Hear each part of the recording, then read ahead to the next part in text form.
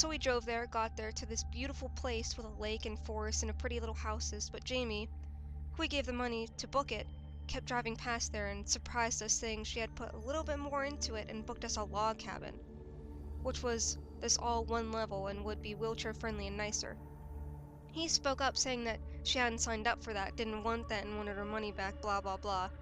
She shut up when she saw the beautiful place. Apart from the ramp up, which Adam had to carry me up, it was chair friendly and lovely inside with 5 bathrooms, one upstairs that Adam had.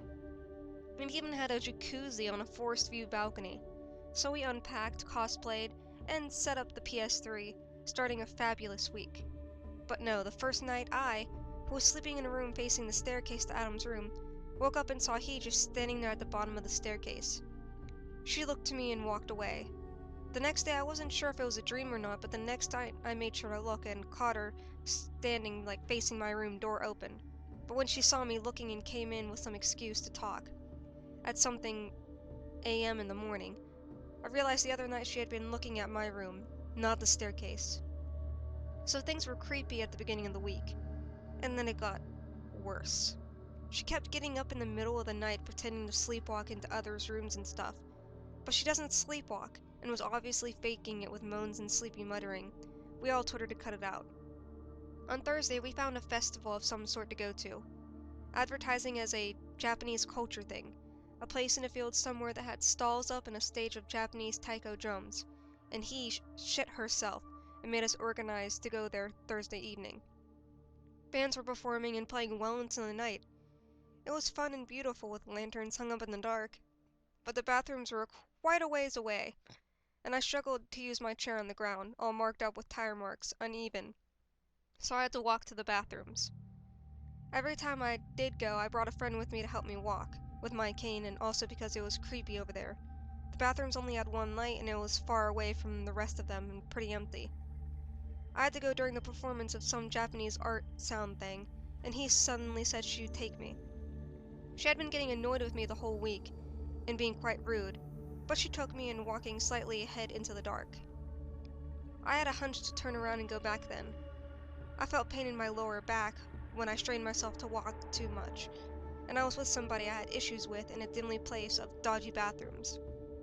The bathrooms herself were the type to set up in the field-oriented show, a makeshift room with 3 stalls and dodgy stairs. The lights inside had mostly broken apart from one, so if you shut the door you couldn't see. Jamie had been standing outside the door open when she took me, so I could see. I needed to go so much because I was on my period at the time. So we got there, he huffing at how long it took, and I asked her to stand at the door and make sure nobody came in because of the light situation and me needing to have the stall door open. So I got to it, did whatever I had to, and the door suddenly opened, and she comes in, looks at me. I cover myself, but she says, "Aw, you're on your period, that's why. That's really cute." I closed the door and sort myself out in the dark, yelling at her, though she just laughs from the other side. I washed my hands, but didn't really feel like I could walk anymore. I had hit my limit a while back. On the way, I stopped and sat on the steps of the bathroom, breathlessly saying I needed to stop. She took my cane for me and just sighed, calling me a drama queen. From this, I reminded her that I was disabled, and we got into a little bit of a fight. This is when things escalated, and she suddenly said, "Nobody is around to hold me back this time," and in front of me broke my cane. She then hit me round the face with one half and threw it behind herself. This was out of nowhere. I started the argument after she was rude, asking her why she had so much tension and hatred for me, and she just said more insulting things, and when I defended myself, did that. I gasped. I was shocked. The force she had hit me with had split my lip on the side. I began to cry and ask her why she did that, what was wrong with her. She then said she wanted to kill me since we were friends, like actually make me dead, murder me. She went into detail and everything about how she wanted to choke me in my sleep all this week. She was a real psycho. While sobbing, I told her to get away from me and forced myself up, limping away from her. I couldn't walk though, and I fell over a few steps away and cried more, generally scared for my life, as I should have been. I know it was only a fight, but she said she wanted to kill me and she'd frightened me. She also then came to stand near me as I tried to drag myself away from her in the mud, and she smirked and laughed at me, saying how pathetic I was. It was like suddenly she knew all my flaws and pointed them out, going into sick detail of my life that she obviously noticed, like my relationship with my sister that strained. She'd got that into my head. She'd also stood on my chest while she was saying all these things, ending it with, "So that's why I'm better than you."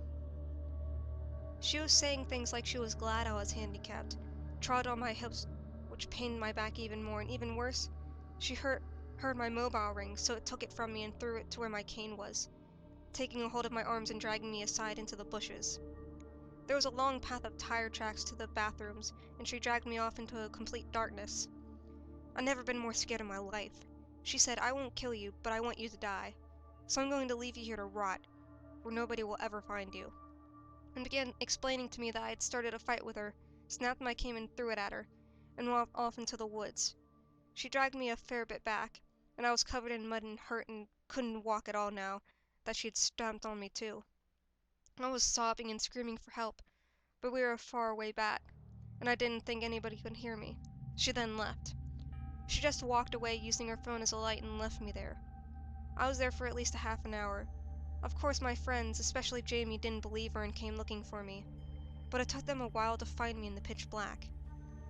They almost called the police to come and help, but I began calling out when I heard Jamie yell for me. I don't know how cold it was, but I had lost a lot of strength being on the floor for that long outside. It was also damp and muddy.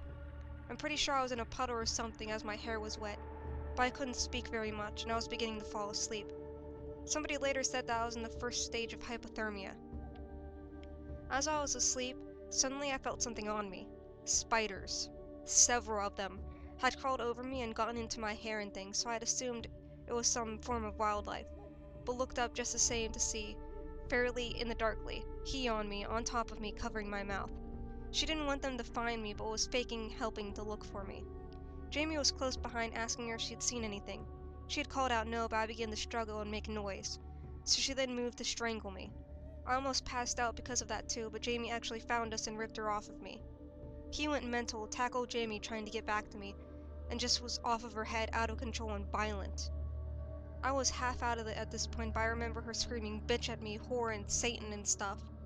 Somebody, Adam I found out later, held he back and dragged her out of the woods, restraining her, and Jamie carried me. I was unconscious at this point.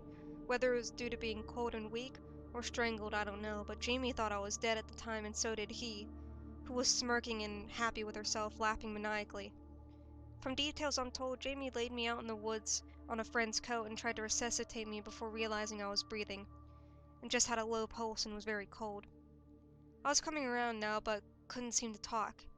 I had my eyes open looking at them, all standing around me, and remembered that Anna unbuttoned her shirt and pulled me against her chest while we waited for the ambulance, which took a while as we were in a rural place.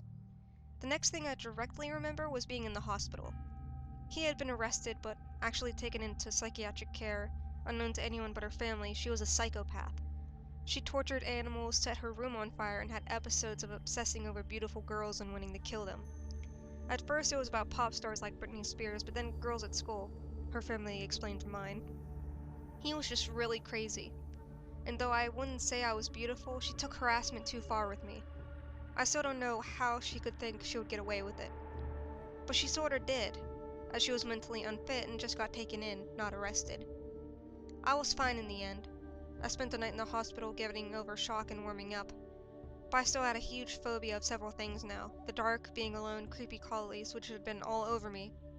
Oh, and psychopaths, of course. And committed, yes, actually, but not directly. Our families were friends, so we hear from her every now and again, though we aren't really as close anymore.